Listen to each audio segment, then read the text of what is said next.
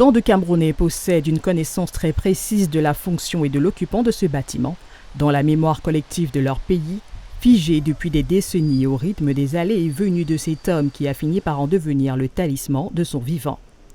Mais si peu sont en mesure d'identifier que c'est en cet autre bâtiment que se cache sans doute l'un des lieux de pouvoir les plus enviés, les plus secrets et les plus redoutés de la capitale politique, à savoir le secrétariat général de la présidence de la République. Lieu où en ce 6 octobre 2023, tout ce beau monde est venu prendre siège afin de se congratuler aux dorures et ors d'une République satisfaite d'elle-même, de par la façon dont ont été gérées 2 séquences spécifiques de la vie publique. Dans le cas d'espèce, le tohu-bohu ayant conduit d'une part à la gestion de la crise Covid en 2019 et celui par la suite ayant débouché sur l'organisation par le Cameroun de la Coupe d'Afrique des Nations 2022. Dans les 2 cas, des événements qui ont mobilisé les forces vives du pays et en particulier cette élite administrative que l'on retrouve majoritairement dans les couloirs de ce palais des tout-dits.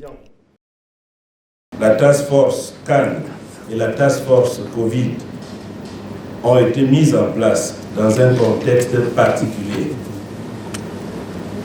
celui de l'urgence absolue et de l'importance fondamentale. Monsieur Aben Émile Fernand.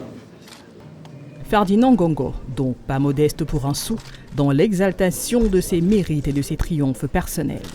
Personnage central dans le jeu des pouvoirs dont beaucoup se sont jurés d'avoir la peau par devant la durée jugée excessive de son séjour à la position politico-administrative qui est la sienne et surtout des gratifications qu'il est soupçonné de s'en être procuré à titre personnel. Cette remise des médailles résonne donc en ce lieu et cette mémoire comme un théâtre d'ombre où l'on se venge des personnes que l'on ne voit pas et conspue des visages que chacun imagine à sa façon. Que de combats, que de batailles à l'international, mais aussi à l'intérieur. Ce n'est certainement pas vous, mesdames et messieurs de la task force, que j'apprendrai que ça n'a pas du tout été facile. Quelle pourrait donc être la suite d'une telle démonstration? Difficile à dire dans ce mouvement d'ombre qui voltige au pied d'un homme, clé de voûte de tout ce qui se dit et se fait, et dont les secrets autant que les confidences sont scrutés plus encore pour demain que pour aujourd'hui.